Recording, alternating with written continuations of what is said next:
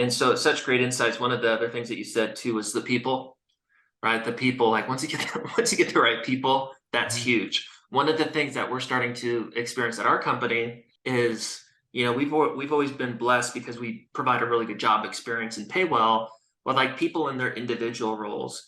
But the way that we've grown this last year in 2022 and kind of how we need to step up into 2023 is there's all these people going into like kind of like management and leadership roles. And we're giving them freedom to kind of like create and solve and implement things on their own.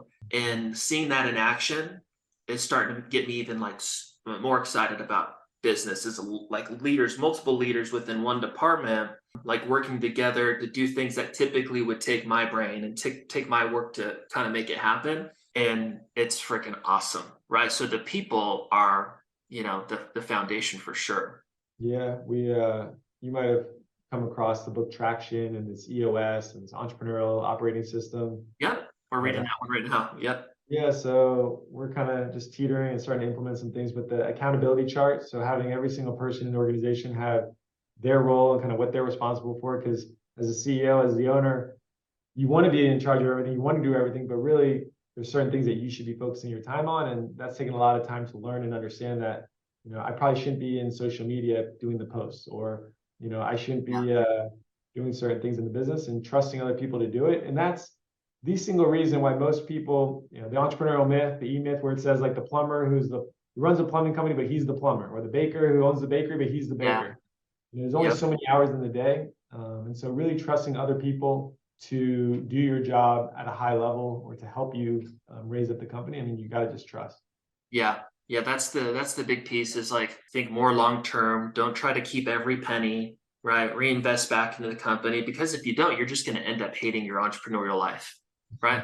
Who wants to freaking work as a sales rep and a plumber at the same time or whatever and the admin assistant and the person doing the bookkeeping for 30 years, right? That's not why, guys or gal got into, ownership. So that's a great point. Another thing that you said is job experience. That's an obvious thing, but a lot of times companies think they just quote unquote need the right people, right? You got an entrepreneur, they've been hustlers like us. Maybe they haven't built the business yet, but they're like, hey, I'll work 60 hours. I'm a top performer. When I did this sales job, I made 300K. All I need is people like me. But really, if you had other people like that and you didn't provide the job experience, they're just going to go do what you did and start their own company and do it maybe even better. Right. So one of the things that you said is job experience. It's not just about the people, but it's following that up with, all the complexities around retention, the training, the comp, the onboarding, the management, the culture, like, a real vision of the company and all those things.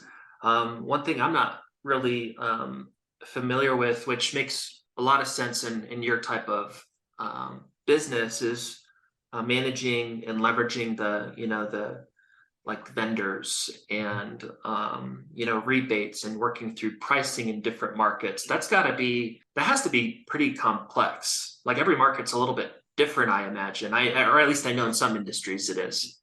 It's interesting. There's one way to make life truly easy for the vendor business owner relationship, and Mm-hmm. it comes down to relationships. Mm. My mentality has always been, how do I be the best customer possible? And even when I got onboarded with Sales Recruiting University, my goal, and I think I told my manager, my sales rep, is like, I want to be the easiest customer to do business with, Yep. because I truly believe if I'm easy to do business with, then you'll go out of your way, to help me be successful in whatever you do on your end, right? Yep. So the same thing with our vendors. It's like, if you make sure they're not chasing you down for payment and you're paying on time, Yep. and when there's a warranty issue, it truly is a warranty issue. And you're not just trying to take advantage of the supplier, right? So, if the turf, maybe it's falling apart, it'd be easy just to say, hey, supplier, I want my money back, or, replace this for free. But did my crew make a mistake? And if my crew made a mistake, be honest, right?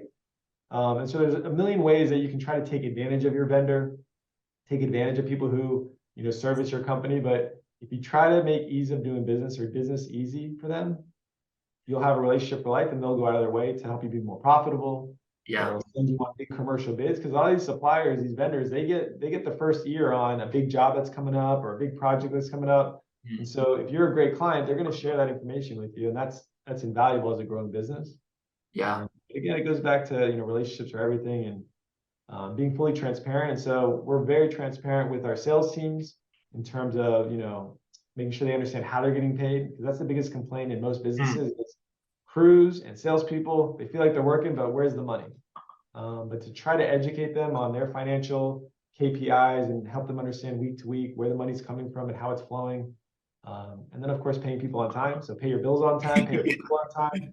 It's amazing, but that simple concept of don't Yeah. make people wait, it creates longevity and less attrition, and pretty basic, but it means something.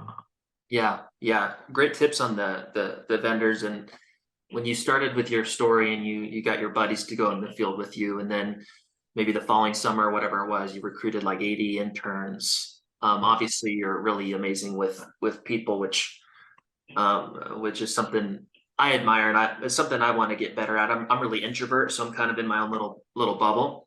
But that's something that you're obviously gifted in. The vendors piece too, you kind of made me think of, it's kind of like how it sounds like you and I both treat our internal team members, right? It's like, why don't you provide a good working experience with your vendors, and then also pay them well, right? Yeah. They're a business, right? If you're, that's one thing. I guess it'd be technically a vendor, I just don't call it a vendor, but we've probably, in 5 years, we've gotten help from, probably 8 to 12 outside companies for maybe sales process consulting or marketing consulting or whatever it was, right? Operations or fulfillment consulting and systems. And a common compliment was, you guys are the easiest client we've ever worked with. And that goes that goes super far. So that's an amazing tip.